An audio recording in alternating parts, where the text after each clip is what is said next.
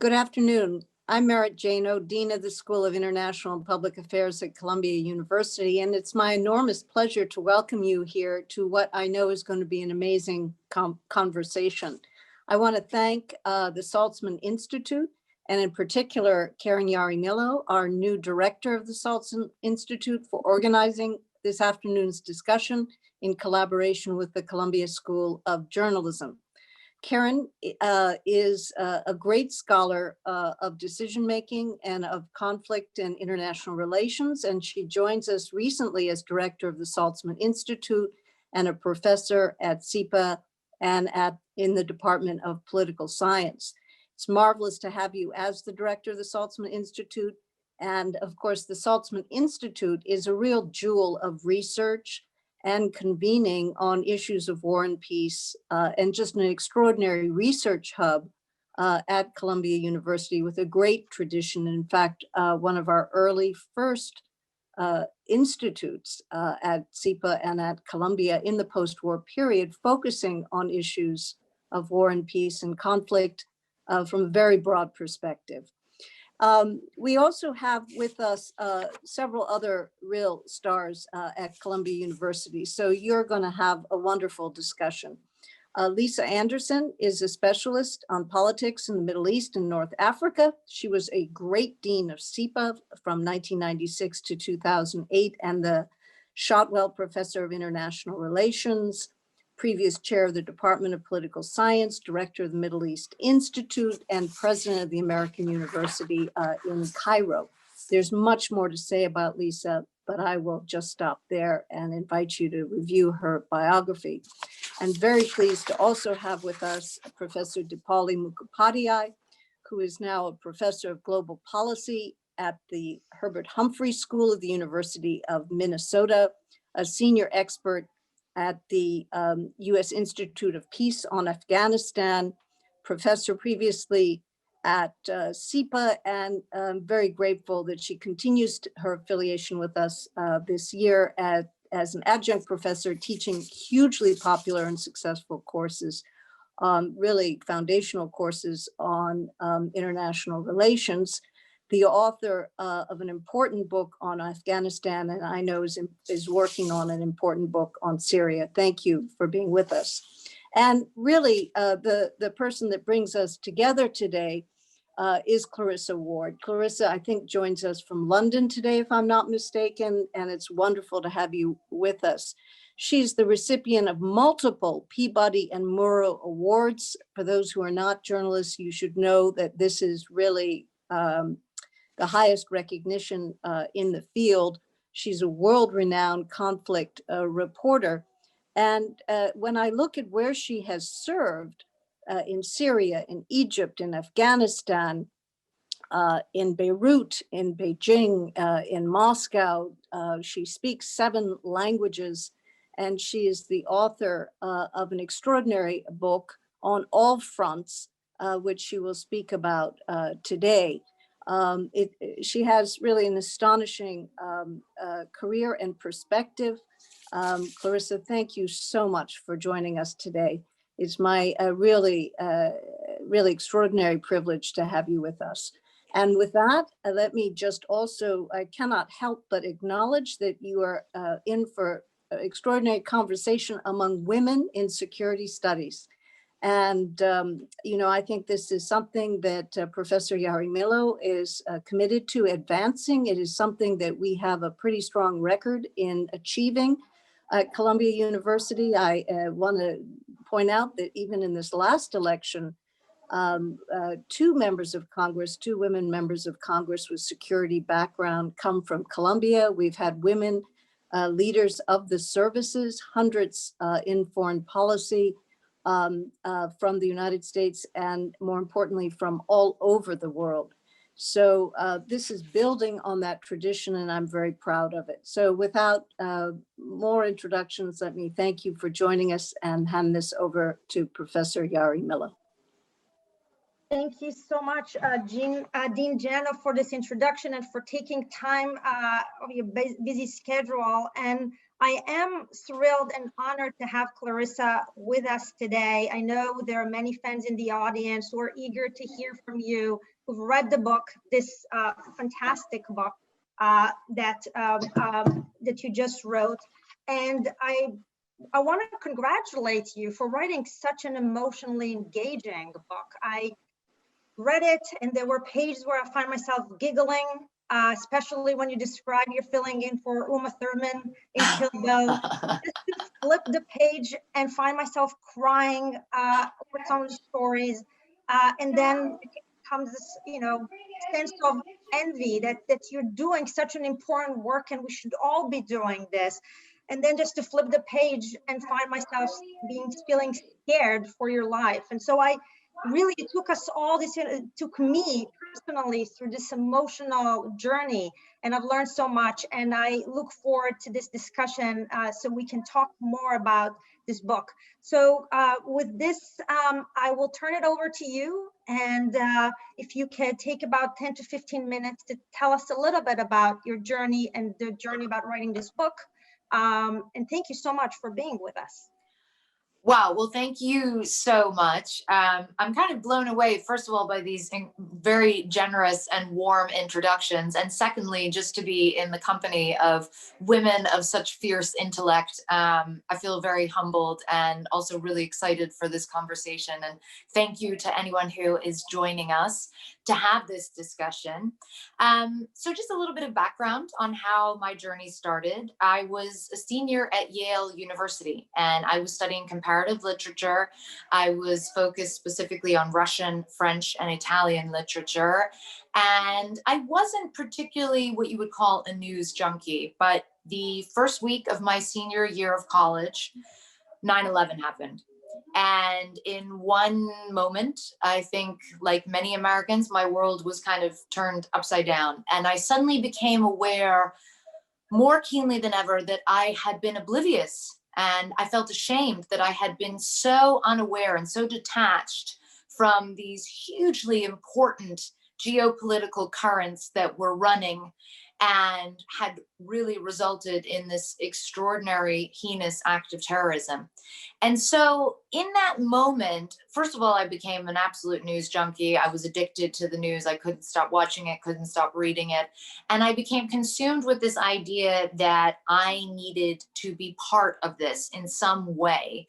And what I felt or believed or hoped at that time my contribution might be was to act as a communicator between different worlds, to essentially try to go to the tip of the spear, wherever that was, to get a better understanding of why this had happened, who was responsible for it, where the hatred came from, and to get a better perspective, honestly, not just on how I saw myself as an American, but how the rest of the world saw America, because it was very clear to me in that moment that there was a huge chasm between the way we perceived ourselves as a nation and the way the rest of the world perceived us.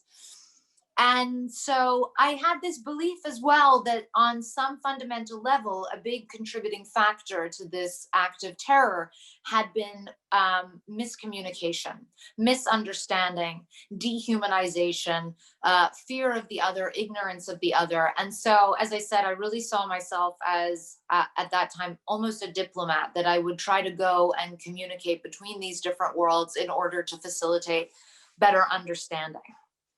And of course, being a senior at a good college, like I'm sure many of you are, I was, firmly of the belief that hopefully I could help make the world a better place.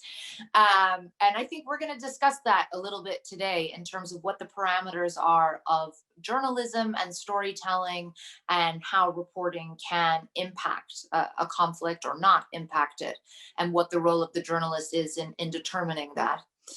So I basically I did an internship in Moscow with CNN, and that lasted 3 months, and it essentially solidified for me what I already knew, which was that I absolutely wanted to be a journalist, and I really wanted to be in the field, because for me, the excitement of being on the ground and digging up information and interviewing people and seeing the scene unfold in front of you, that is a huge part of what makes it so compelling.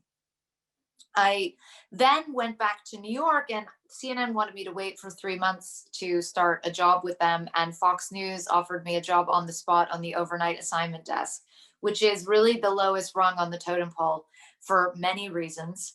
But I took it because I wanted to start working. I wanted to start learning. And I do sometimes feel a little sad for some of my Fox colleagues who are on the just news desk side of things and the straight reporters, because they are just trying to do their jobs. A lot of the spin, or almost all the spin that we see on Fox, comes from the talking heads, the anchors, the editorial, the management, but there are good journalists behind the scenes working at Fox. Anyway, Fox gave me my first break in Baghdad, that was everything for me. That was my whole life was about how can I get to Iraq? It was now 2003. The invasion had just happened and I had just started working. And every day I would go to my boss, please let me go, please let me go. And he was like, enough, I'm so tired of hearing this from you. You have no business going to Iraq. You know nothing about Iraq. You've never been to a war zone. But luckily by 2005, nobody else wanted to go to Iraq because it was incredibly dangerous. It was a disaster. The American public was already starting to lose their engagement with the story because it was so relentlessly miserable, honestly. So that enabled me to go to Iraq for the first time. And I hope we'll talk more about Iraq in the context of the broader conversation, because this was a huge education for me. First of all, in terms of, how did journalists fail by the very fact that there was an invasion of Iraq, right? What did we fail to deliver or do in terms of our responsibility as people who are supposed to be digging up the truth and holding people in power accountable? Because there's a strong argument to be made that the media was basically kind of sold on the war, and that afterwards we pretty quickly realized that there weren't weapons of mass destruction, which was the pretext for the invasion of Iraq. It very quickly became clear that the occupation was a disaster. And so that's what I was fundamentally focused on reporting. But what I very quickly struggled with was the fact that you had almost no contact with Iraqis. Iraq was so dangerous at this stage that Western journalists lived almost in bunkers, much like a lot of American diplomats do these days as well, in dangerous places. And if we wanted to move in or out, I mean, you're talking like days of planning, maybe 20 minutes on the ground. You didn't have a real sense of what life in Iraq was like. There was this detachment almost because you were living behind concertina wire and behind blast walls. And that meant that I felt very strongly we were not doing, again, what we were there to do, which was primarily to tell the story of the Iraqi people and how they were being impacted by this occupation and by this war and by the insurgency. So the only way that you could really get out in Iraq and start to tell these stories was to go out with the military. And that was hugely illuminating and educational and very valuable, but it also created a slightly problematic situation, because what happens is if you're a journalist and you're embedded with the military and they're feeding you and they're giving you somewhere to sleep and they're looking after you and they're protecting you and they're, bringing medical equipment in case something happens to you, and you're talking with them and learning about their families, what happens is you naturally develop a sympathy for them, which is healthy if you're a normal human being. But what it also means is you have to have the other side being covered as well. And in Iraq, you couldn't do that. You could not really cover the other side of the war. It was far too dangerous. And so as a result, you were getting, I would say, slightly one-sided coverage of this conflict. So by this stage, I had moved to Beirut. I had quit my job at Fox and I was working as a freelancer, going back and forth between Beirut and Baghdad, and still doing stuff for Fox. I started to go in front of the camera, which was tremendously nerve-wracking. I don't know if any of you in the group are interested in being journalists or going in front of the camera particularly, but I can tell you the first time you do it, or maybe the first few hundred times you do it, it's petrifying. The whole notion of looking into a camera and having bright lights shining in your face and trying to sound articulate, talking about complex dynamics while millions of people watched you, but you can't hear them or see them. It's very unnatural act. And it was lucky because the first reporting stint that they offered me was for Thanksgiving, Christmas, and New Year's Eve, which obviously nobody else wanted to do, but I was very happy to do it. And after I'd been there for a couple of weeks, right before New Year's Eve, Saddam Hussein was executed. And that was sort of a baptism by fire for me because there were no other reporters able to get there quickly enough. So I was in front of the live shot for the better part of, 36 hours. And, that experience of just being nonstop all day, all night, you barely have time to go to the bathroom or eat food, which is a big part of the whole breaking news coverage. It was an extraordinary education for me. And so shortly after that, I was very fortunate. I got offered a job by ABC News, which was a much better fit for me.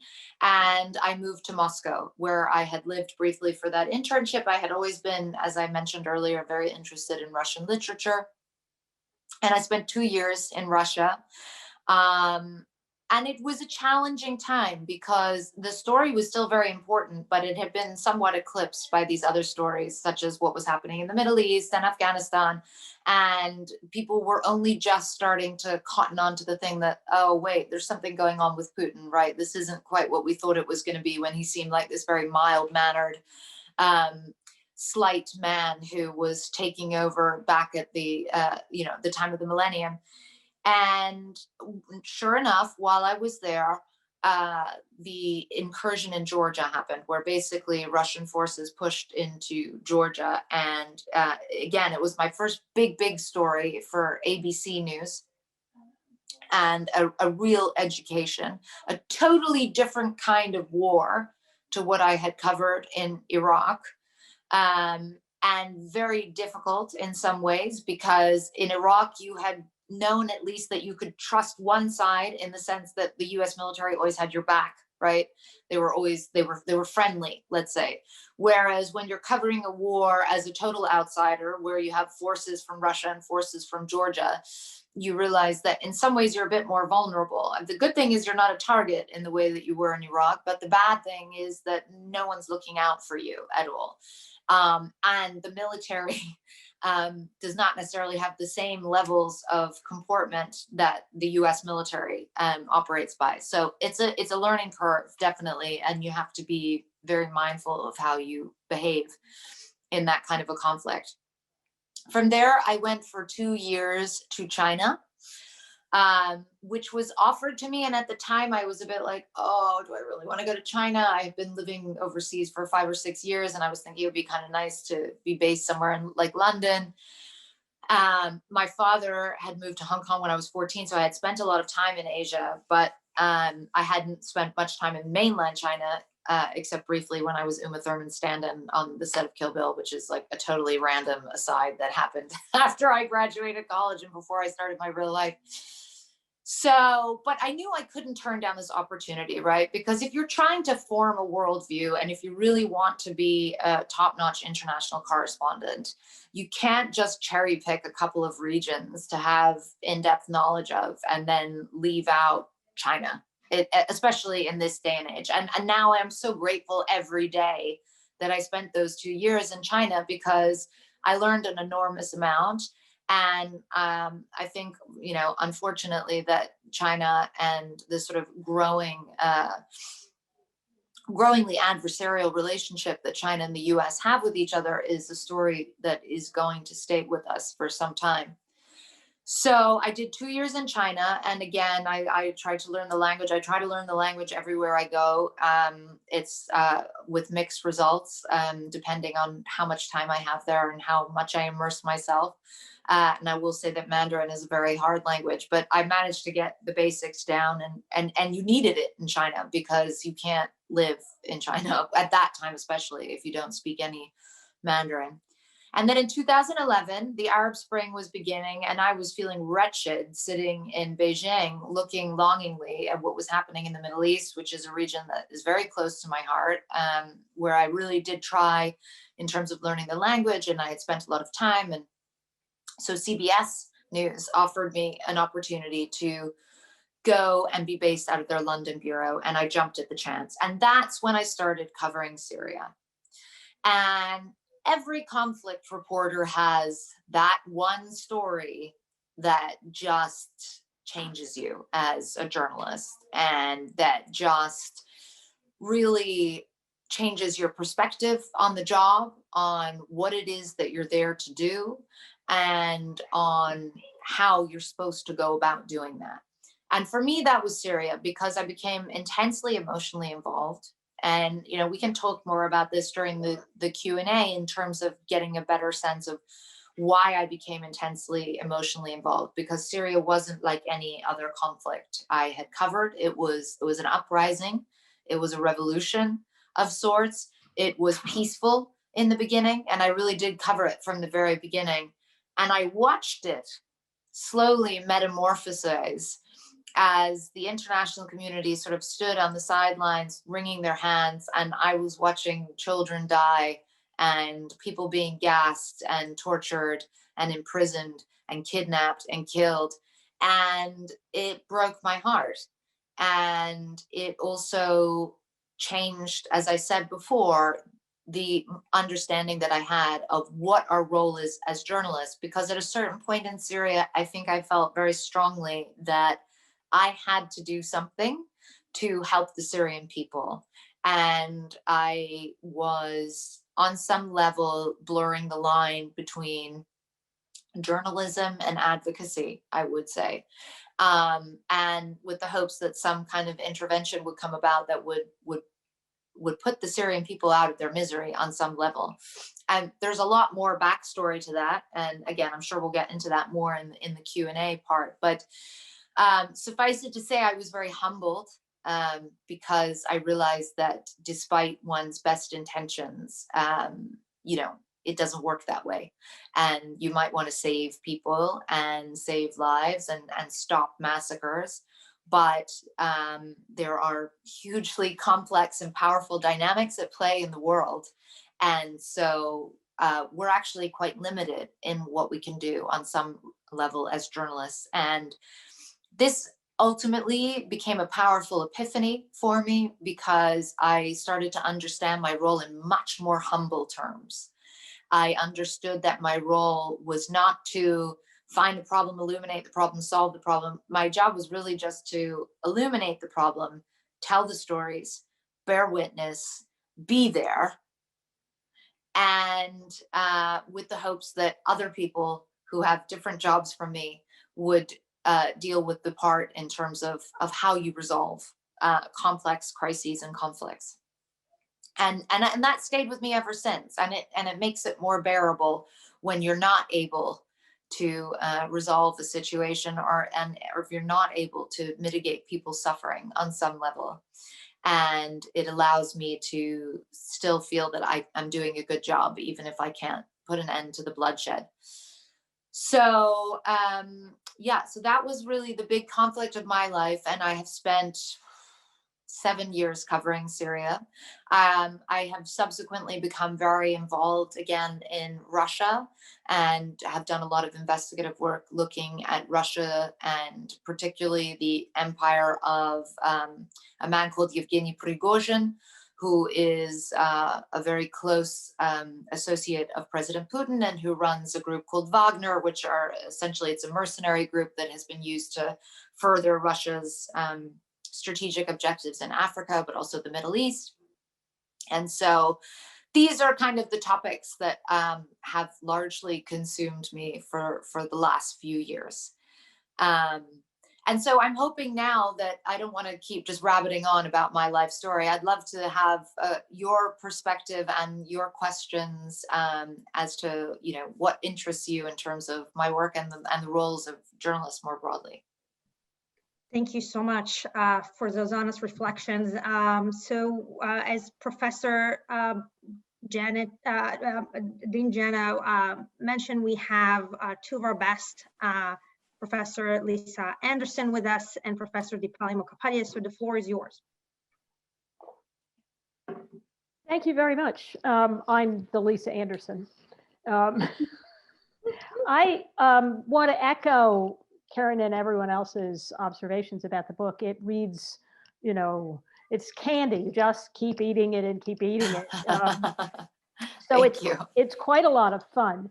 But like candy, I want to know a little bit about the nutritional value, if you will. So let me start with a very simple question, which is, you're in the midst of a very successful journalistic career. Why stop in the middle and write a book?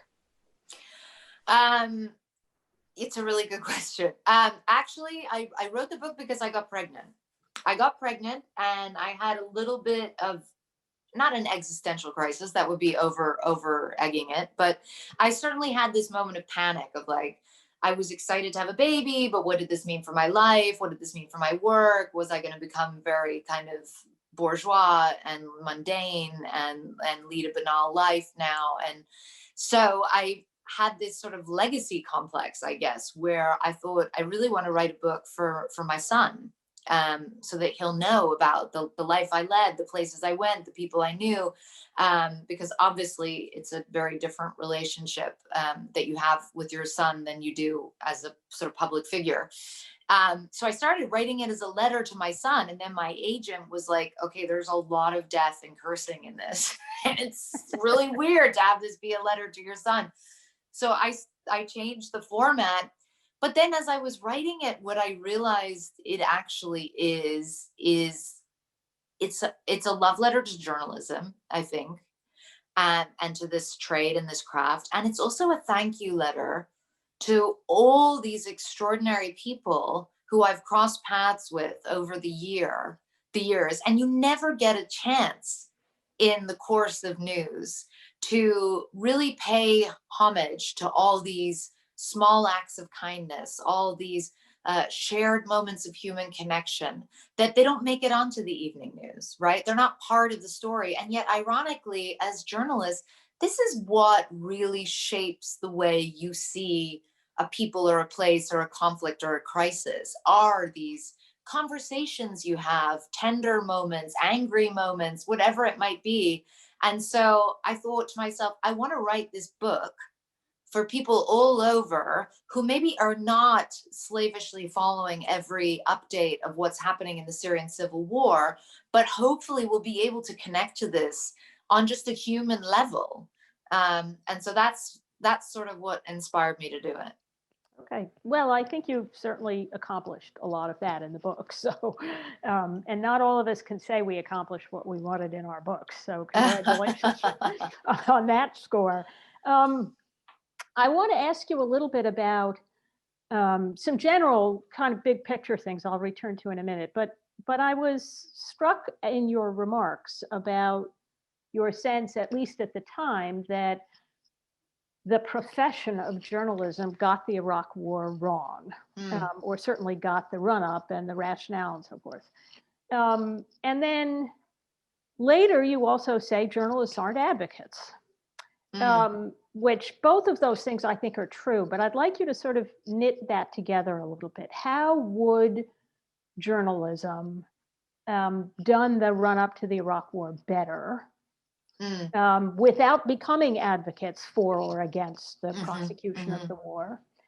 One. And two, how do you do the kind of work that would probably have been necessary in Iraq in a tyranny like that?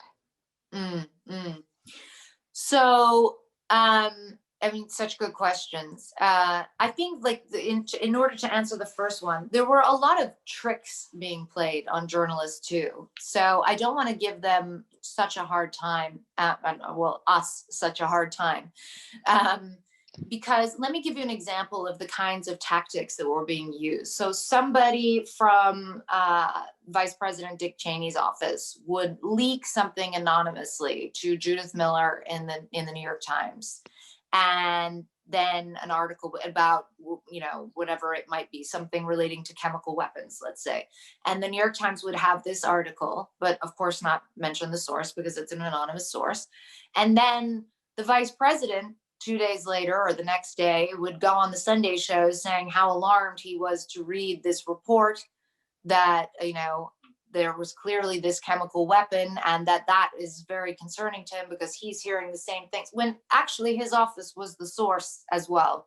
So you're creating the illusion that there are multiple sources confirming this, when in actual fact you planted the seed and now you're trying to claim that you're a second source, as it were. And I think that a lot of journalists were just maybe not au fait with these tactics. And I think there's an argument to be made that there were certain journalists particularly, and I think, it's well established that Judith Miller has come under a lot of criticism for certain reporting that she did and the relationships that she had with the Bush White House. But I would say there's a couple of things that we could learn as well from how the rest of the world was reporting about the run up to the war in Iraq and how the rest of the world saw it. And I'm not talking about going to the Middle East. I'm talking about going to France or Germany. Obviously in the UK, it was a different story because Prime Minister Tony Blair had also bought very heavily into this and frankly was staking his reputation on being the staunch ally of President Bush.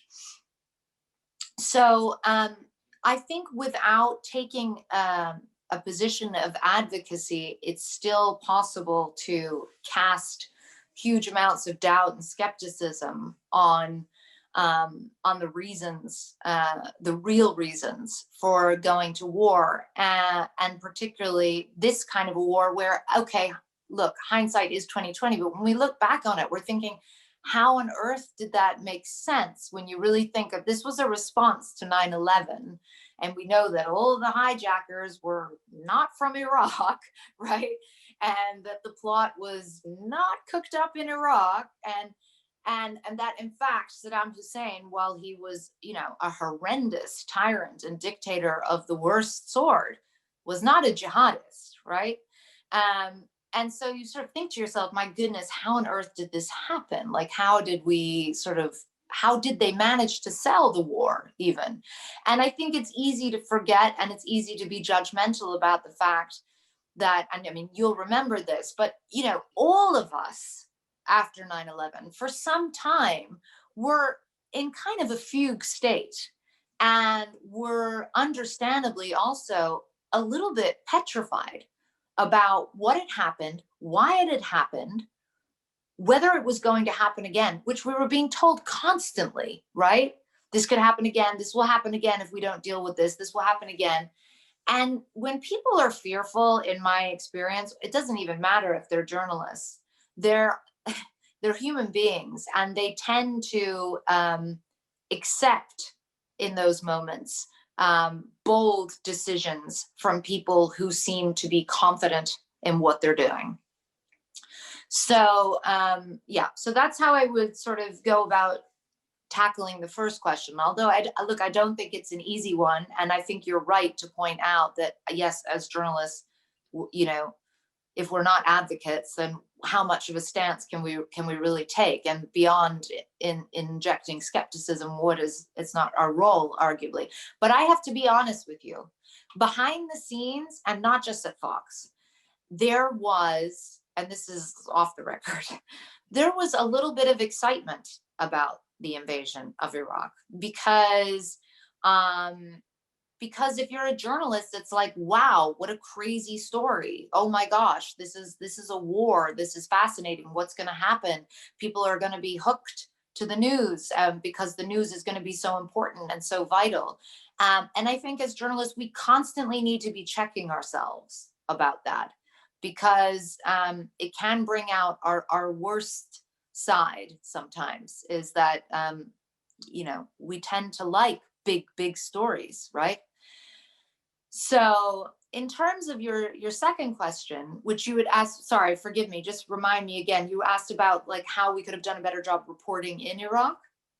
Well, yes. I mean, I think you've actually answered the question. It didn't really have much to do with what was going on in Iraq anyway. Yeah. So whether or not it would have been possible to report better from Iraq than it was, I see what you're saying. that wasn't really no. what the issue was. Yeah. So Yeah. yeah. But let me just then move on a little bit, because I want to give Dipali some chance to get in a word edgewise, but I have lots of questions. But I also want to put in a pitch for the School of International and Public Affairs and the Saltzman Institute, because at that time, after 9/11, one of the most sober, thoughtful places you could possibly have gone to look for analysis of what had happened, what was likely to happen, what it meant for security studies, what it meant for Middle East studies, who these people were, where were they, what, all of that kind of stuff, was exactly where you are right now. Not literally, obviously, we're all not where we are, but so this is a little bit self-serving, but it is a pitch for the resource that the academy can represent. So journalists are often going off saying, nobody's ever been here, nobody knows any of this. And in fact, there aren't very many people who know, and there aren't that many people who've been there, but there are some. And they do tend to be, collected in places like the Saltzman Institute. So that's, as I say, it's a pitch, but I couldn't resist it. One more question. So, and again, I think you've raised this, that your sense of what your ambitions have changed in a way. You've become, as you put it, a little bit more humble about what you're actually going to be able to accomplish. You can't change the world and so forth. But as you think about the reporting that you've done in any of the places you've been, how would you assess its impact? How do you think bearing witness and illuminating circumstances changes things? And how would you begin to demonstrate? Yeah, it's such an important question. I think that there's two sides to it. On the one side, what I realized in Syria is that, yes, part of the bearing witness is about transmitting the message to the outside world. And I'll talk about that more in a second. But another quite profound part of bearing witness sometimes is to be with people in a very difficult or dangerous or grief-stricken state, and to sit with that and to be there and to stay and not to run away and not to flinch. And I talk about this in the book because there was a moment in Syria where I was living in this house with these people, and I was sitting with the women, and we found out that one of the men of the house had died in a battle that I had just been in. And all of the women started, pulling out their hair, and they were screaming and they were hysterical. And I remember having this very strong sense of, oh my gosh, I shouldn't be here. This is so uncomfortable. This is inappropriate. This isn't, and then I understood that on some level, that was part of my job, was to sit with their grief, with their horror, with their loss, and just be present and not look away and not flinch and not go and check into my more comfortable hotel. And that meant something to the people who were going through this experience. And I've noticed this a lot since over my career, whether it's a protest, whether you are witnessing a death or a funeral or someone giving a speech. It can be so many different things, but the act of bearing witness on some level provides people often with a modicum of comfort or succor, or however, it might be a subjective thing, and it's different for everyone. So that's part of it. And that's a sort of smaller, quieter part of it that has nothing to do with the finished product. And then in terms of impact more broadly, in terms of how your message is received or how your storytelling is received or heard across the world. I think it's very difficult to make a general statement about that, because often I am surprised by stories I have done that I wasn't anticipating such a huge reaction to. And then there is a really profound sort of outcry, or profound, people are moved, or they are wanting to donate, or whatever it may be. So it's a difficult one to categorize, but I think that the impact it has is that as soon as you tell the story, it's real on some level. It happened on some level. And so in Syria, that was very comforting to me, because I was like, even if I can't change things, as long as I keep telling this story and I keep getting these pieces of information out, I keep getting these records, these witness testimonies out, then maybe at least I'm contributing one day to a tribunal for war crimes at The Hague. Or maybe I am contributing something a little more meaningful or a little more weighty in terms of trying to help people in their quest for justice. But it is, it's a very difficult thing to gauge. And I think as individuals, as journalists, we don't have necessarily a huge amount of power or impact. Where you start to see the real impact, which is both a blessing and a curse, is when you have the whole media, the whole mainstream media focus on one issue together, like the news cycle becomes consumed by something. And then you really see the power of the media in terms of coloring people's understanding of a story, and in terms of dictating what the important stories are. Although obviously we're now in a moment where that's being undermined somewhat as well. Good, thank you. Well, I have more, but I think it's Dipali's turn. Thank you very much. Thank you, Lisa. I'm so thrilled to be part of this conversation. Clarissa, you and I were classmates at Yale, even though we didn't actually cross paths. That's crazy. Yeah, I was one of those news junkie, poli-sci IR types. So our circles were different. I think we have several friends actually in common. But then our trajectories, kind of reading your book, was like reading, a kind of parallel version of my life. When you were on your way to Iraq, I was on my way to Afghanistan for the first time.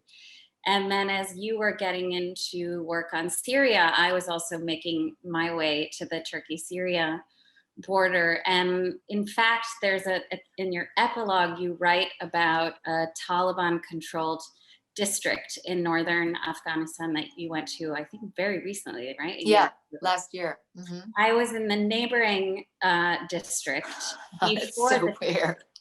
About 12 years ago now for the first time. So it was surreal and remarkable to read this work. I can't encourage our students enough to read it, in part for the just incredible honesty with which I think you reflect on how difficult this kind of work is. And so I loved your answer, and it gave me comfort in thinking about my own work as bearing witness. But I wonder if you can also share a little bit about what the costs are to doing that as a journalist, as if many of our students won't necessarily be journalists, but they're aid workers, they want to be diplomats. They may find themselves in many of the places you've described in that position of seeing horrors be done to people, not being in a position to change them immediately, and knowing that you're returning to a comfortable life where the people around you won't really understand what you've experienced. So I wonder if you can talk a little bit about that, because I think you do it really beautifully in your book. Thank you. I mean, you really hit the nail on the head when you talk about the idea of coming back. Sometimes coming back is harder than being there. And being in the horror and seeing people killed and being in an incredibly intense battle, that can perversely be the easy part, because you've got a lot of adrenaline, you've got a mission, you've got to focus. Okay, I need to get this work out, I need to interview this person, I need to put this piece together, I need to feed it in. I'm very much in the moment and able to concentrate completely, like a trauma surgeon almost, right? I'm just doing triage and getting it done and then getting us out. What is so much harder is when you do get out and you do get home, and maybe you're lucky and you're on vacation in the south of France and you're sitting at the poolside with a few girlfriends having a glass of rosé and like laughing, and you're like, the people I was with in Aleppo 2 days ago are still being bombed day in and day out. And how is that okay that I am here now just chilling out with my friends, having a lovely time in a beautiful scenario? How is that okay? How is that allowed? How is that fair? And for me, I went into a depression because I was not able to successfully straddle those two worlds. I couldn't circle that square. I couldn't accept that I was allowed to have a normal life. I had intense amounts of guilt and self-loathing, and I also had a real sense of detachment from my real life, my normal life, because it seemed frivolous, it seemed unimportant, it seemed silly, it seemed I couldn't relate to my parents, I couldn't relate to my now husband, I didn't feel comfortable with anyone really. And the worst thing is about trauma, it's not like in the movies where you see something bad happen and then you get really sad. It's like you see something bad happen, you power through it, and then like 2 months later, you don't feel sad, you feel nothing, which is much worse than feeling sad in some ways, because it's much harder to get your head around and your arms around in terms of resolving the situation. What I came to understand over time, and with the help of, good friends and a good therapist, and I do think that, like, for whatever reason, it's still kind of a taboo in this industry to talk about this stuff. Whereas I'm like, okay, anyone who is seeing these kinds of things, who is a normal sentient being, who is a compassionate, empathetic person, of course is going to suffer as a result, right? Of course, there's an emotional toll. That shouldn't be a taboo. It doesn't mean you're emotional or, weak or whatever. It means you're a sentient being. Like, bravo. That's a badge of honor as far as I'm concerned. But what I came to realize is the only way you can do this work for a long period of time in any field, not just journalism, is if you are able to embrace the love, the laughter, the food, the joy, the passion of your normal life, and to accept it and to be grateful for it, but to embrace it and accept it and hold on to it for dear life. Because basically how it works is this: you get back from an assignment like Aleppo, and you have to fill the tank. You're empty, you're depleted. So you need that love, you need that good food, you need that sleep, you need to be good to yourself, you need to be gentle to yourself, you need those, even maybe you need to go to dancing or whatever it is that you need to do it. Because that's how you fill the tank, and that's how you go back out there and go through it all over again. Otherwise, you can't go the long haul. You burn out. And I see it happen to so many reporters. How many people have substance abuse problems, have nervous breakdowns, don't talk about it, and then, become profoundly depressed. So you have to be able to embrace the good things in life, or else you won't keep being able to go out and bear witness to the terrible things.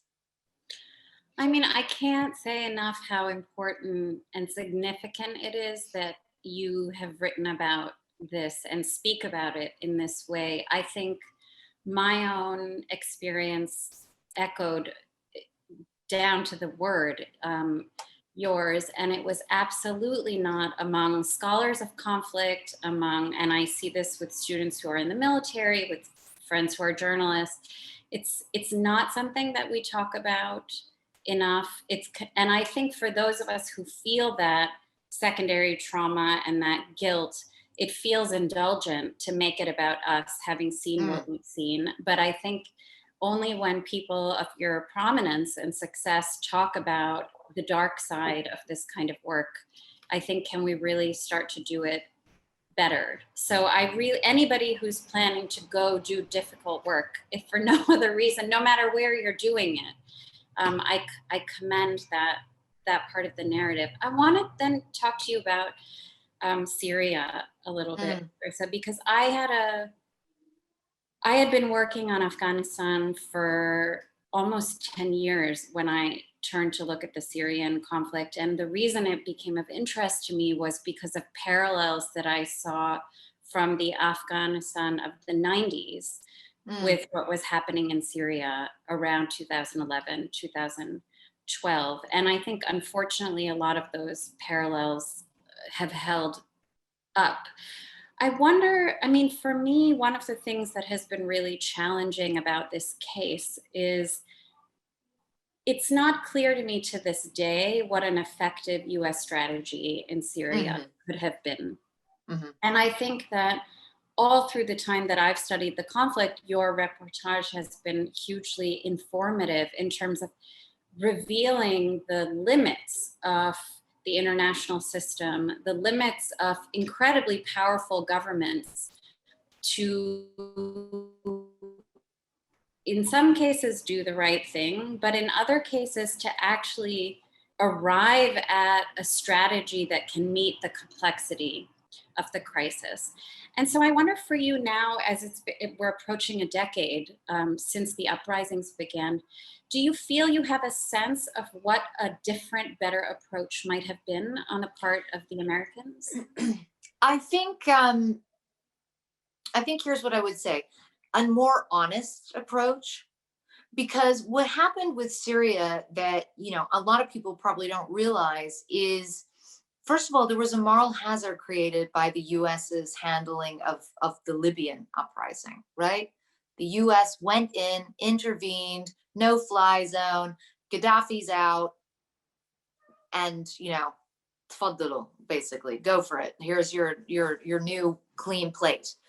And what that meant was that when the protests began in Syria, people were willing to march into a hail of bullets because they believed that, as in Libya, so in Syria, there would be some kind of an intervention and that this bloodshed or loss would not be allowed to continue, which I think you basically need to be much clearer with people much earlier if you don't intend to intervene in any meaningful way. Not only that, the rhetoric coming from the Obama White House at that stage easily persuaded people in Syria to believe this narrative that, in fact, that there was going to be some intervention.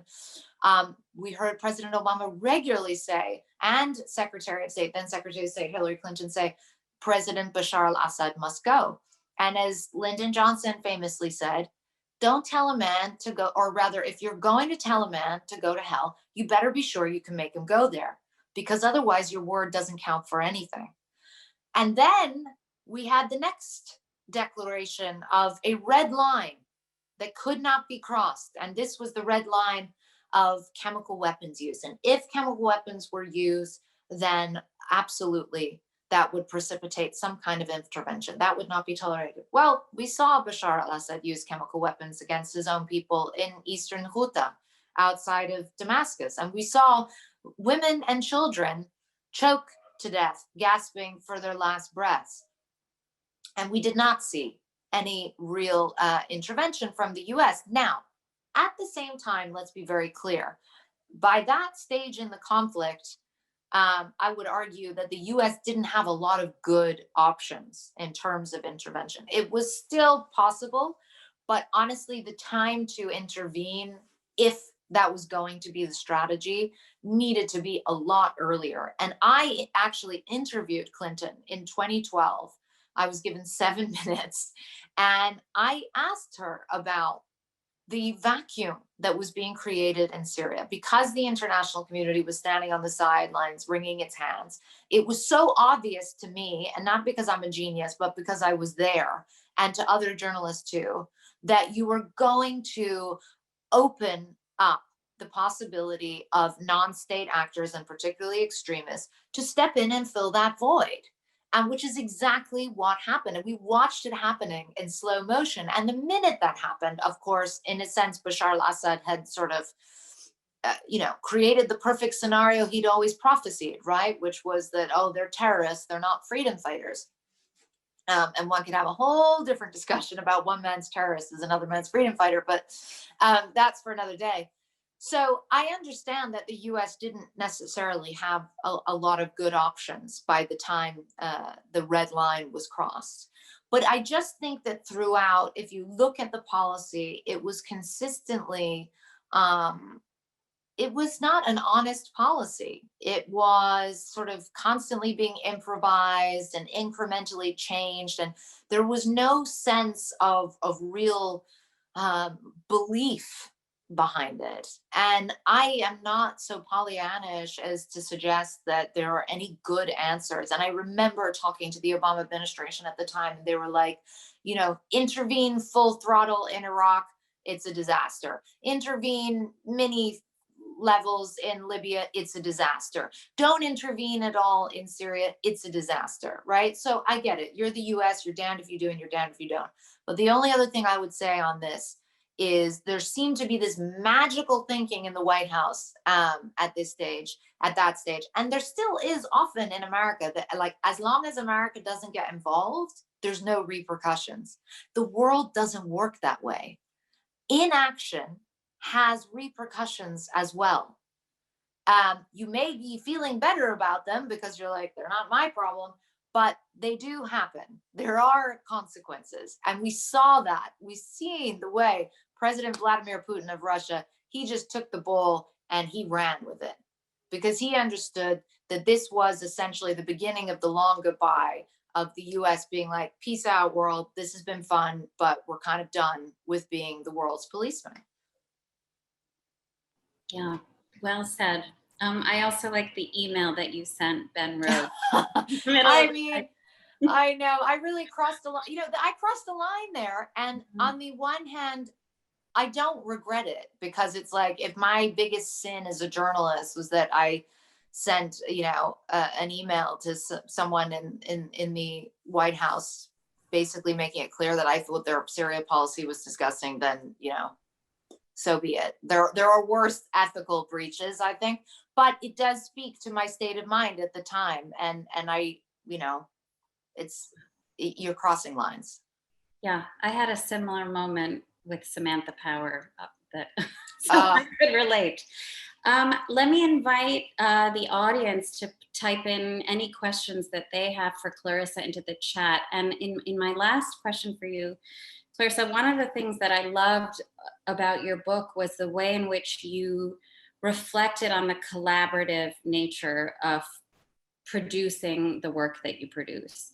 Mm-hmm. And in particular, that you center the roles and voices of your interlocutors, whether they're Syrian or Yemeni or Afghan or Russian. And I wonder if you can, I think sometimes in these stories we hear it's as if, a Western reporter or scholar or author went into this place, absorbed this knowledge by osmosis, and then is the great storyteller, right? Or the one who has discovered that other place across the world. And in fact, it's a much more collaborative process. So I wonder if you can say a little bit about that, and then we'll turn to our Yeah, I mean, well, this is the reason I went into television in general, is because it's a team sport. It's 100% a collaboration. I happen to be the person in front of the camera, but that's not at all representative of what my role is necessarily. We work with teams, we travel with teams, and of course, on the ground, we rely hugely primarily on our local fixers. And, someone should write an entire book about what it means to be a fixer. They are the unsung heroes of this industry. They are without a doubt the people who put themselves in the most danger, because we all get on the plane at the end of a few weeks and leave, right? They live in these places. They have family in these places, and they put their lives on the line. They're incredibly brave. They're incredibly hardworking, and they are the people you learn to listen to. And this is another thing that I always tell young journalists who want to, go out in the field and do this stuff. You have to be humble, because you have to understand. Sometimes we think, oh, with my fancy education and all my worldly knowledge and sophistication, I've traveled all these places. No, it doesn't matter. You don't know this place like the back of your hand. You didn't grow up here. So if your driver or your fixer says we shouldn't go through that checkpoint, you're not going through that checkpoint. And you have to learn to just accept that, and not only to accept it, to embrace it. I've seen journalists arguing with fixers before. No, we're going to do it. We're going to do it. We're going to do it. They know better than you do, right? They are the fountain of knowledge. And I think we all would do better to have some humility and also some generosity in terms of acknowledging the fundamental role that they play in the finished product. Yeah, I think we've got some pretty good questions. we do. Do you want to go with the first one, Lisa? You can read them off. Sure. I just want to say, as I'm about to read that question, that you should be reassured that there is actually a book in the works on the role of fixers and local supporters of, so we're working on it. We're working Great. on it. But, so we may be in touch actually to talk about that. But this is the question. Given recent polling showing America's mistrust of the media, even more than Congress, how do you think that journalists ought to be thinking about that? How do you think, let's see, can journalists and media companies rebuild that credibility? It's a really good question. Yes and no is the answer. Yes, we can rebuild the credibility in terms of, I think we're going through a particularly stormy moment, and we all understand that there are a number of complex dynamics at play. We see the proliferation of social media, the effect that has had on the broader landscape of storytelling and information and news. And largely, I would say it's a positive thing, right? We have a greater diversity of voices telling stories and speaking truth. And yes, we then understand that there is a lot of subjectivity in this, even when we're talking about news. But as long as we're all singing from the same song sheet in terms of keeping things grounded in the realm of facts, then that should not be a terrible thing. That's okay. You might watch 3 or 4 different channels or read a few different newspapers and you'll get a slightly different perspective. But if we're all on the same page that we need to be sticking to fundamental facts, then I think that that's a largely positive and the sign of a vibrant ecosystem. So the problem obviously becomes when you're constantly bombarded on social media, largely with misinformation, and on a much more sinister level with disinformation. Most people get overwhelmed. And Hannah Arendt wrote about this in her book on totalitarianism. The most dangerous thing is not even people believing the misinformation, right? Although obviously that's dangerous too. But the most dangerous thing is that a lot of people become so overwhelmed by all of it that they throw up their hands and say, you know what? There's no such thing as truth. It doesn't exist. And a society that is willing to throw up its hands and say that truth does not exist, that facts do not exist, that reality does not exist, is a society that is blindly walking straight into the hands of whatever dictator or totalitarian leader might be there to greet them. So this is why I think it's hugely important that people understand that journalists are not the enemy of the people, that journalism more broadly provides an absolutely essential service to any healthy, thriving society. We are not perfect. We do not always get it right. We need to hold ourselves to a higher standard in many ways. And this is something I tell young journalists all the time.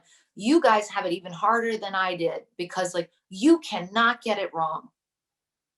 You cannot get it wrong.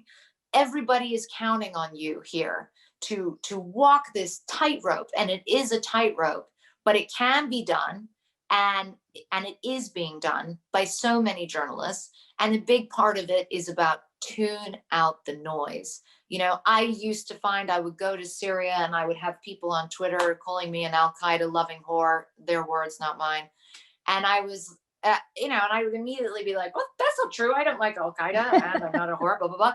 And, you know, and before I know it, I'm engaging in this back and forth with someone with an egg for a profile picture, and I've given him 3,000 followers. So I'm like, what am I doing? This is not a good use of my time, right? You cannot every single bar respond to. At the same time, you can't totally ignore it when your credibility is being constantly disparaged and assailed. So I do think we need to stand up for ourselves as journalists, and be very vocal about, you know, all the good things that journalism brings to any healthy society. But for the most part, I think we need to tune out the noise, stick to the facts, and keep doing the really, really important work that ultimately I do believe will prevail and will hopefully restore people's confidence in media. Okay, we have another question from a practicing political scientist who asks, and I think a fair number of the people in this seminar would love to have you opine for the moment. You didn't major in political science or study war from an academic perspective. Have they influenced you, however, have they influenced your reporting? Sometimes journalists are said to act as analysts and overstep what they can actually conclude. Mm-hmm. Have you struggled with this? I think it's always, we've definitely seen, I talked about the blurring of the lines between advocacy and journalism, and there's a lot now as well of blurring between analysis and journalism. And they are slightly distinct. I think when you're a younger journalist, it's particularly overwhelming because, and actually it's hard, it's more pronounced at cable than at network, because at network, you've got 2 hours of programming in the morning and you've got half an hour in the evening. So like no one has time to just yammer on about stuff. Whereas at cable, we got nothing but time. So I actually, by the time I got to CNN, I was in a place in my career where I found it so gratifying to have the airtime to engage in more analysis, and particularly with issues like, you know, jihadism, which I felt like I had built up a wealth of knowledge about, and never got a chance to like use that or articulate it for a wider audience. I think sometimes it's a little more uncomfortable when you're asked to really opine on a subject that you don't feel you have a good command of. And I do think, unfortunately, there's quite a lot of that goes on. But then you look at a channel like CNN and, you know, how many reporters do you see on there? Well, quite a few, but you see far more analysts, right? Analysts are the bread and butter of our coverage at the moment, particularly when you're covering politics, because as reporters, we have to be incredibly circumspect about how we cover politics, and we have to leave the more, you know, the more sort of open statements about it to analysts, because they have that, well, they have that role. That is their role. Actually, there's a follow-up. Somebody who is writing a senior dissertation on journalism asks what is essentially a follow-up here to some of these questions. In an era where world leaders are criticizing journalists all the time simply for doing their jobs, how do you respond to that? I'm not going to lie, it's devastating, because as journalists already, I've lost so many friends, right? Jim Foley was a good friend of mine. Austin Tice is a good friend of mine. So we're already operating in areas and parts of the world where journalists are being killed or being kidnapped or being executed in horrific ways. And to feel then that journalists are being disparaged at home and being disparaged by, you know, the highest office in the land, is alarming, not just because it's depressing, frankly, or because it has a negative effect on society, but also because of the way it emboldens authoritarians around the world to engage in their own crackdown on journalists with impunity and with the feeling that they are almost doing it with the blessing of, in this case, the White House.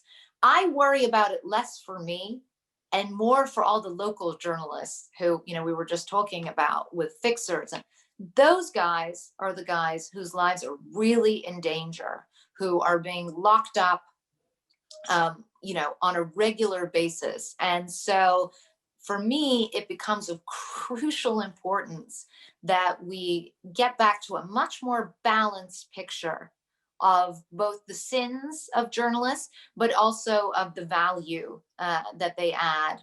And with the hopes that that will do something to counterbalance this distorted narrative and to make it safer for journalists who are already doing dangerous work in difficult places. Thank you. Keren, I'm going to ask you how much more time we have, because this Uh, could go on for hours, as you can probably tell. So Exactly. And I will, we have 2 more minutes. So if you don't mind, I will ask the last question and we will conclude.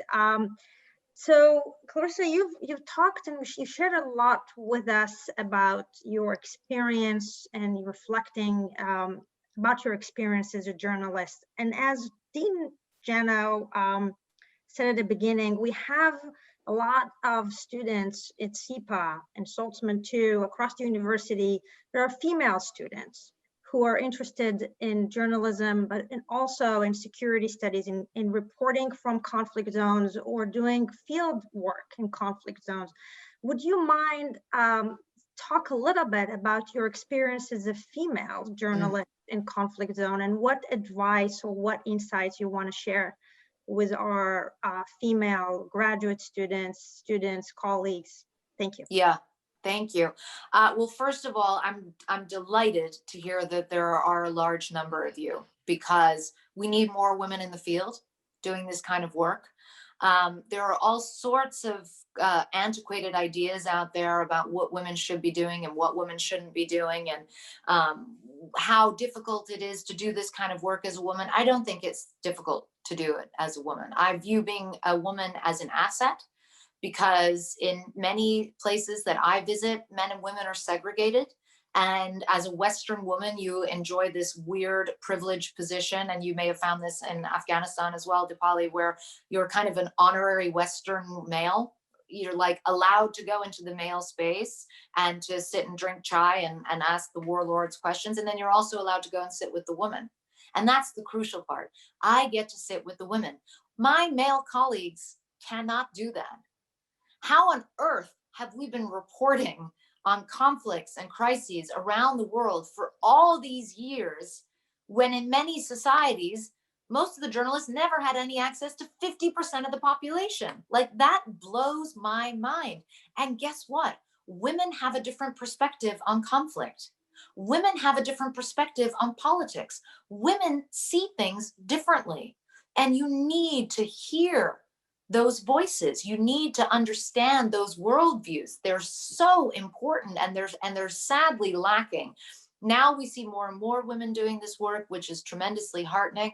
I've also said we need to have more mothers doing this work, because I think that brings a different sensitivity or sort of mentality to the table as well.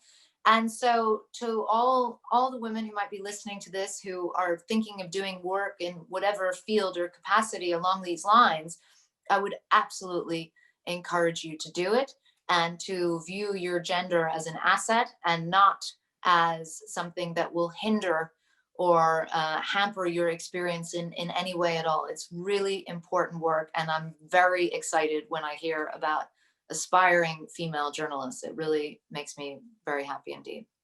Amen. All right, and unfortunately our time is up, and I would like to sincerely thank our audience. I would like to sincerely thank Professor Anderson and Professor Mukhopadhyay for moderating it, and most of all to you, Clarissa. Thank you so much for taking the time to share with us this amazing, your insights, your reflections, your stories. It's a fascinating book. It's a must read. And thank you for taking the time to be with us. Have a wonderful weekend, everyone. And thank you again for being with us. Thank you so much. I've really, really loved this conversation. I love that it's like all women as well. It's just great. That's made my day. And I just want to say to anyone watching who had a question that didn't get to ask it or anything like that, I'm always open and available to talk to people on social media. You know, please always ask me your questions. I feel very strongly that part of this job is about paying it forward and helping educate the next generation to take over this important work. So thank you again so much. I really enjoyed it. Thank you very much. It was a round of applause. Have a good one. Thank you. Bye. Bye-bye.